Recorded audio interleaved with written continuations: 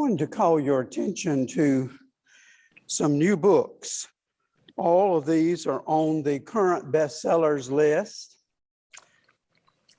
Every week we have stacks of books at home that we go through. And these all have, I found within these a common theme. And it'll all become clear in just a moment.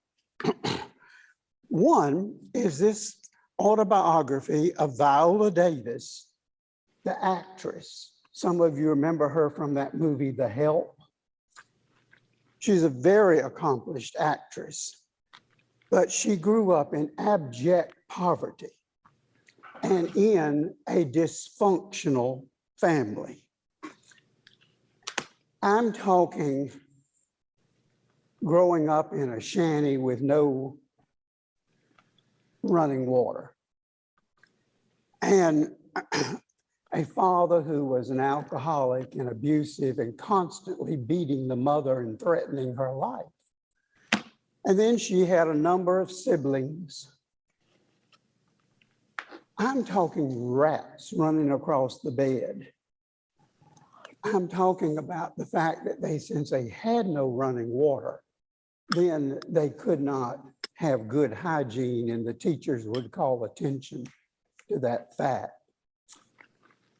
Or as soon as the school bell rang, Viola would have to start running as fast as her legs would take her, because there was a gang of boys in the school, white and black, who would chase her down and beat her Both were integrated because she was ugly and black. And the leader of that gang was a Portuguese extraction, and he was blacker than she was. And one day she summoned the courage to ask him, "Why are you saying that about me and hating me when you're blacker than I am?" It's a tremendous story, and a story of overcoming, and no wonder it's entitled Finding Me. And for those of you who care, it's an Oprah Book Club selection. Not that I'm in that book club, but it's an interesting book. And mainly, it was some school teachers who encouraged her. And they saw that she had gifts, including the gift of acting. And eventually someone got her a scholarship to a college in Rhode Island. And that's where her parents had gone from South Carolina. She was sharing a suite with 11 other girls, and each one had a tiny cubicle for their little twin bed. And one day someone came to the room and said, "Viola, there's somebody downstairs that wants to see you." It was her mother and her siblings, and they had escaped the father. And the mother had been beaten, and the mother said, "We're here to stay with you." And she said, "No, Mama, you can't stay with me. I'll be kicked out." And finally, the mother begged her to take the youngest sister, which she did for a few days, and that sister slept in the bed with her. It is a tremendous story. Eventually, she got to go to Juilliard in Manhattan. And what really has surprised me was that she harbored no hatred to her father, and in fact has helped her family to better themselves now that she has become successful. It's a tremendous story, but there's that story of the dysfunctional family. And then for Father's Day, my son gave me the new John Grisham book. Any of you read this yet? It's a novella, has 3 short novels. I didn't realize, I didn't read The Dust Jacket close enough, and I was really into the first story, thinking that was the story. And then I turned the page and that was the end of that story. I mean, I was wanting to know, whoa, what happened? What happened? The last story is a story of two brothers who are partners of their daddy's law firm. And Big Daddy is in the big house right now. He's in prison. I don't want to give away too much because you're going to want to read this book. But he's in prison for having killed their mother. All right. Well, so you got these three lawyers, one in prison, the two boys. The two boys, since boyhood, have been jealous of each other, hated each other. One's a Democrat, one's a Republican. They have separate wings of the building, separate staffs. They never communicate, and they purposely don't show up they have their own, you come Tuesday, I'll come Thursday. It's an interesting story of this dysfunctional family. And then something happens that kind of brings the boys to talking to each other. It's an interesting one. And then James Patterson, you know, who writes all those thriller books and even some children's books. Well, he has written a book about himself. And it's interesting. And in there, in one of the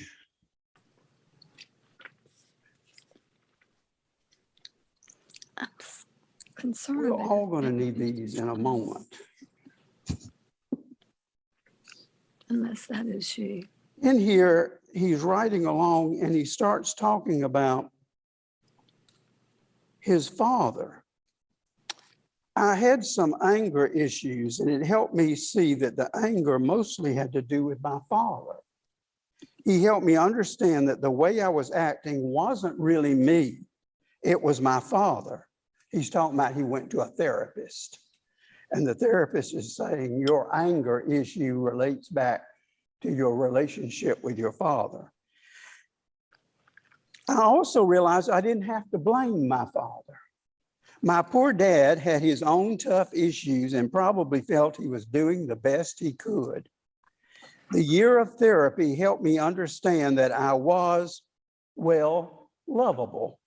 Not because I was first in my class, not because I was successful as hell, but because I was me. Basically, a reasonably nice person who mostly tries to do the right thing. Again, he came out of a dysfunctional family. And there's where we get to today's lesson, which we may think sounds so far ago, so long ago, and out of such a different society and culture, that how in the world does it relate to us in the 21st century? But here are 3 books from the bestseller list, and all talking about dysfunctional families.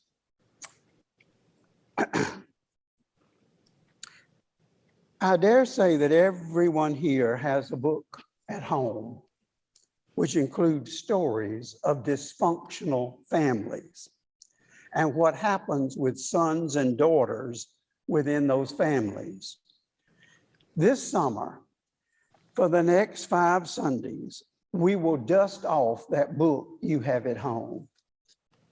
It is the first book within a collection of books known as the Old Testament.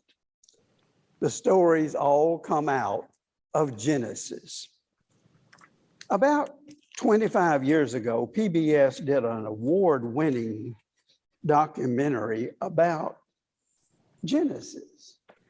And Bill Moyer published a book after that of conversations with some leading religious figures about that controversial book of Genesis. And I want you to listen to how he talks about the chapter that goes right into our unit of study. That chapter is called A Family Affair. Sometimes the details of the stories we are discussing from Genesis sounds like pulp fiction. In this one, we come to the first triangle. Two women share the bed of the same man. The squabbling gets mean. Everybody gets hurt. The stuff of a cheap novel and a fast read. But peel back the layers and the Bible is Tolstoy, Shakespeare, and Faulkner. The themes in this story are deep and painful. A woman's infertility, surrogate motherhood, class differences, and the price human beings pay for God's will to be done. And something else, the triangle does set off fireworks. And by the dawn's early light, Judaism and Islam go their separate ways. Judaism and what? The stories which we will focus upon in this unit are about some of the descendants of those earliest patriarchs and matriarchs who are our earliest spiritual ancestors. That one will not. All right, if I had my PowerPoint thing, I would write up here at the first, the head of this genealogy is Abraham, Father Abraham, and Mother Sarah. And their complicated family included sons Ishmael and Isaac. Three of the world's oldest and largest and most significant religious people groups all come out of that family: Jews, Muslims, and Christians.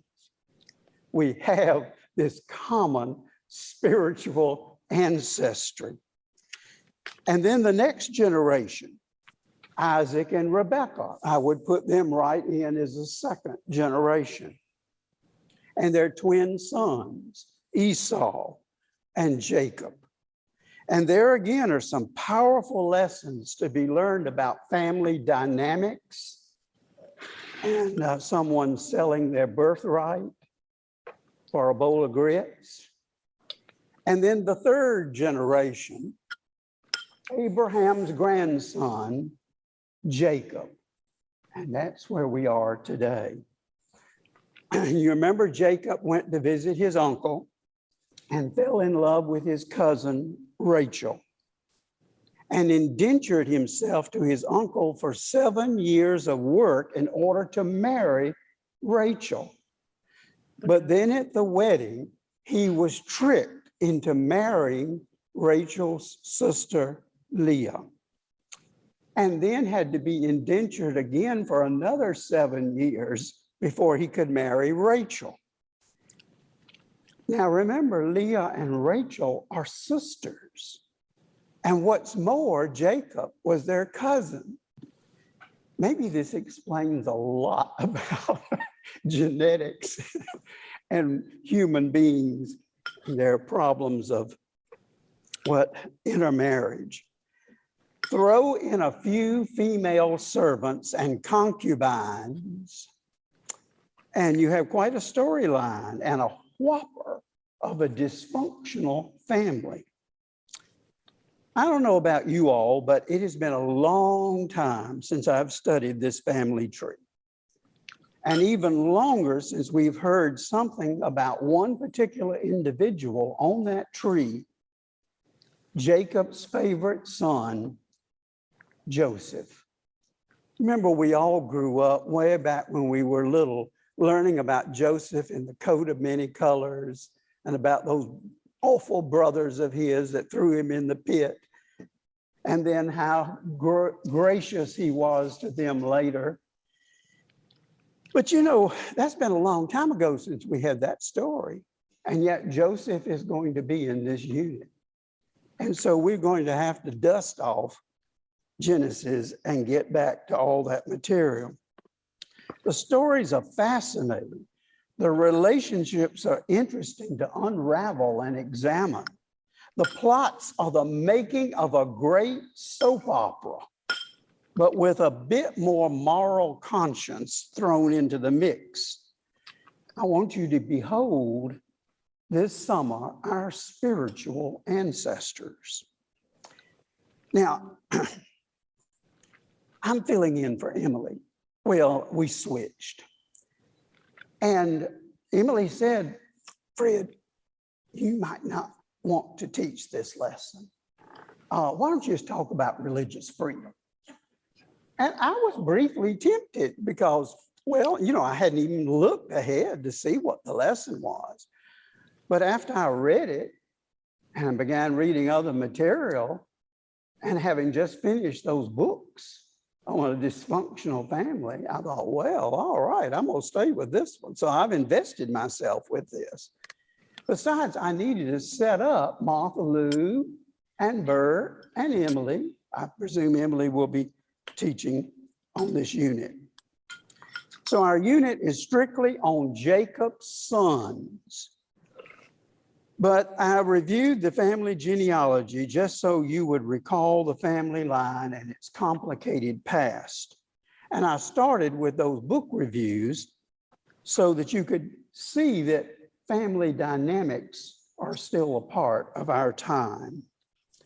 Today's story is about Reuben, who is Jacob's first son from Leah. Now, all of you have this miniature chart. It comes right out of our quarterly. And I thought it was one of the best things I've ever seen as a resource in this quarterly. So I copied it. And it's small. And I'm kind of suggesting that you stick it in your wallet or your purse and hold on to it. Now, if you are, at the restaurant and you pull out this coupon or something, don't give it to them. It's not going to get you anything off the meal. But here is this chart so you will know who's who. And so there's Jacob. And then you see not one or two, but 4 women. Because you see, once he married Leah, and then married Rachel, their female servants were part of their dowry, and they came along too. So he had 4 of them. And we already know back from his grandfather's time, you remember, of course, that they were promised they were going to be the parents of a great race of people. And you remember Sarah was barren. And so Sarah let her husband have her servant, Hagar, as a concubine. That is a lesser wife who is really there to bear a child. Of course, we come all the way to our time in the 21st century, and there are plenty of women who are bearing children for couples who could not, the wife could not. Then you see how all these different people are related. Look how many people ate around the dinner table at Jacob's house. Goodness, it's a lot of them. And on here are the various people you will hear about this summer in this unit. Now, we have to remember that we're studying ancient history with customs different from ours. We've got our own bag of worms. In this ancient time, there was a patriarchal society, and here were the servants, and there were the concubines, and there were multiple wives. And so here you see Leah and Rachel, and you see these concubines, Zilpah and Bilhah. And now we get to the first son's offense. Something happened which the father never forgot and never forgave. And we learn about it in Genesis 35:22. Now, before I read that passage, let me remind you that Jacob was given a new name, that of Israel. After that horrendous night, you remember, Some of you spent sleepless nights and tossed and turned in an upset stomach, maybe. Well, he had that horrible night. And what happened that night? He wrestled with the angel. God Almighty appeared to Jacob and said, "Your name is Jacob. No longer shall your name be called Jacob, but Israel shall be your name." Another point, the following passage comes after the beloved Rachel has died. Now, this is coming from the Moffat translation. Then, after Rachel's death, Israel moved on and pitched his tent on the other side of Flock Tower.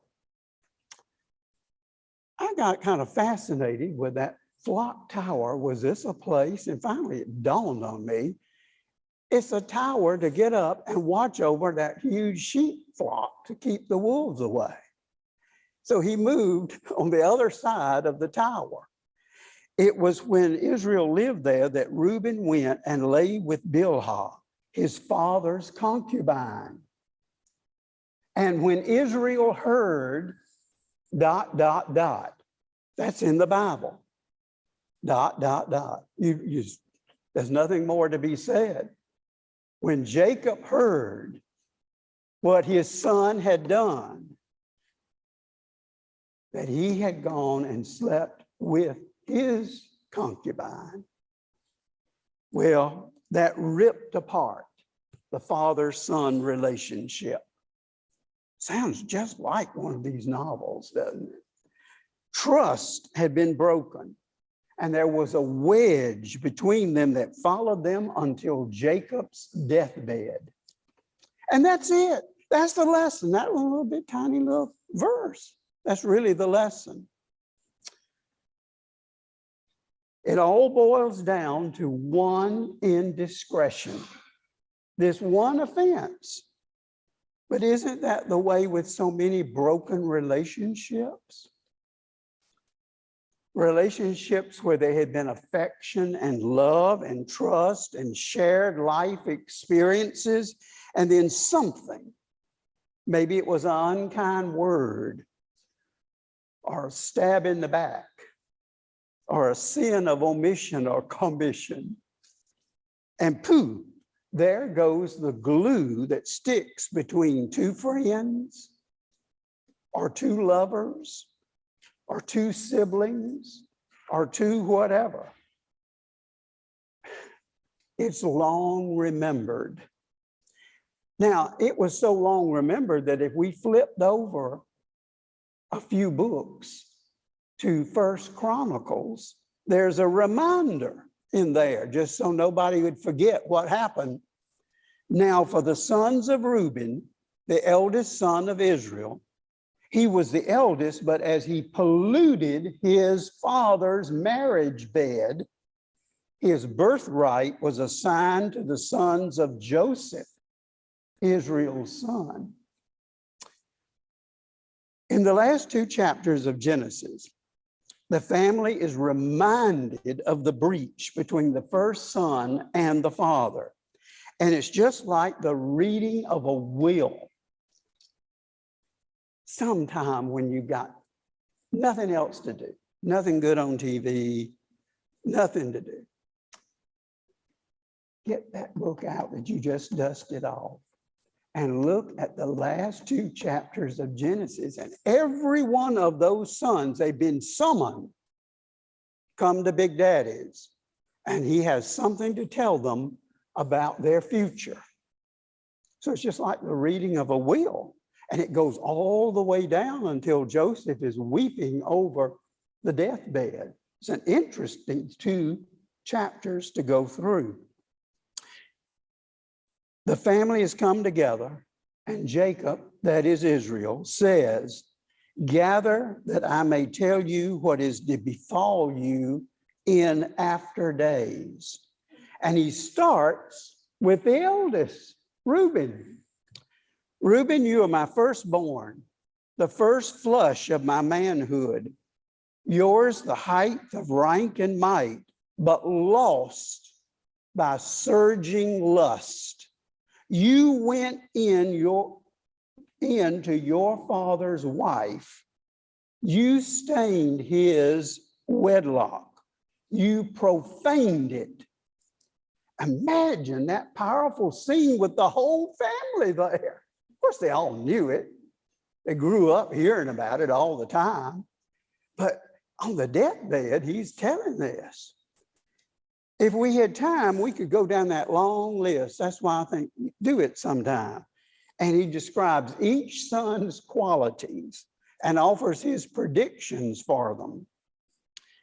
And then we'd want to linger on the long statements about Joseph. A tree of fruit is Joseph, a fruit tree by a well. And it concludes with, quotes, blessings rest on Joseph, the prince among his brothers. A biblical scholar that I read has tried to redeem Reuben by citing his great act when he advised his brothers not to kill Joseph. And then he returned to the pit to release him. Remember how jealous all the brothers were of Joseph in their plot to get rid of him? Reuben said to his brothers, shed no blood, fling him into this pit, but no violence. His idea being to rescue him and restore him to his father. Maybe Reuben was trying to get back in the old man's graces, and make up for what he had done back when. And then Reuben went back to the pit. There was no Joseph in the pit. He tore his dress and went back to his brothers crying, the boy is gone. Whatever is to become of me? Mm-hmm.